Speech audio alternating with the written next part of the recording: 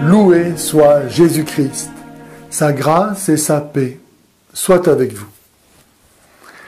À la différence du christianisme qui tire ses motifs de crédibilité aussi bien de l'attente juive de la venue du Messie que de la sainteté incomparable de la vie et de l'enseignement de Jésus, de l'affirmation de sa divinité, cause de sa mort, de ses miracles, hier et aujourd'hui, de ses prophéties, de sa présence ressuscitée au milieu de ses disciples, de la venue de l'Esprit Saint, du témoignage que lui rend la raison, de la fécondité de l'Évangile qui a révolutionné en profondeur et définitivement orienté le monde, l'islam n'a pas d'autre gage de crédibilité à offrir que la supposée inimitabilité du Coran. C'est ainsi qu'à plusieurs reprises, dans le Coran, Allah lance aux incrédules le défi d'apporter une sourate ou des versets semblables aux siens.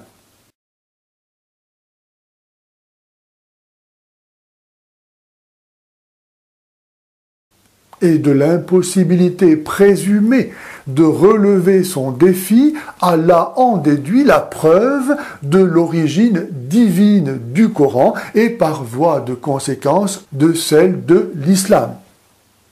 Par exemple, à la sourate 17 et au verset 88, nous lisons « Si les hommes et les djinns se concertaient pour produire quelque chose de semblable à ce Coran, ils ne sauraient y parvenir, même s'ils se prêtaient mutuellement assistance. »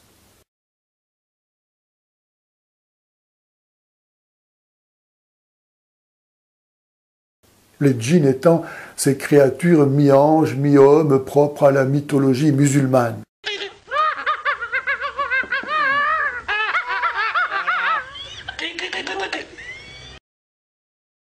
Or voici que la sourate 72, qui porte précisément le titre « Les djinns », fait parler des djinns. Se pose alors la question, qui parle dans la sourate 72, Allah ou les djinns? La sourate 72 est-elle la parole des djinns ou celle d'Allah?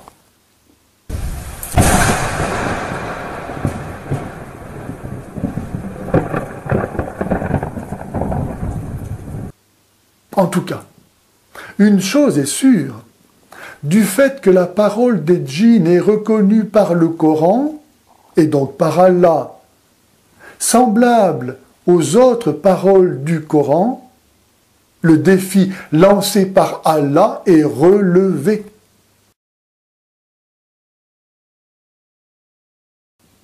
Et Allah est convaincu de mensonge par sa propre parole.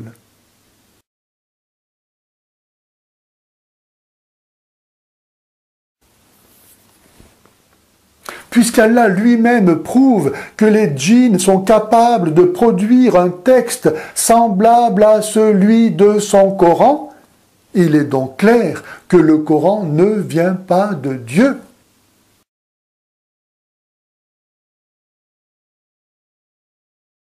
Ni donc l'islam.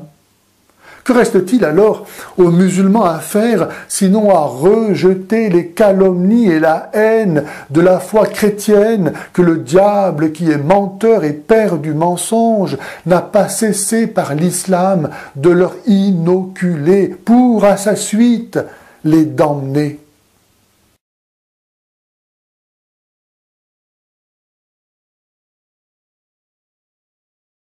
Que peuvent-ils faire de mieux que d'accueillir désormais et enfin, par le baptême, le pardon de leurs péchés et la vie éternelle que Dieu nous a donnée dans la mort et la résurrection de Jésus, le Messie?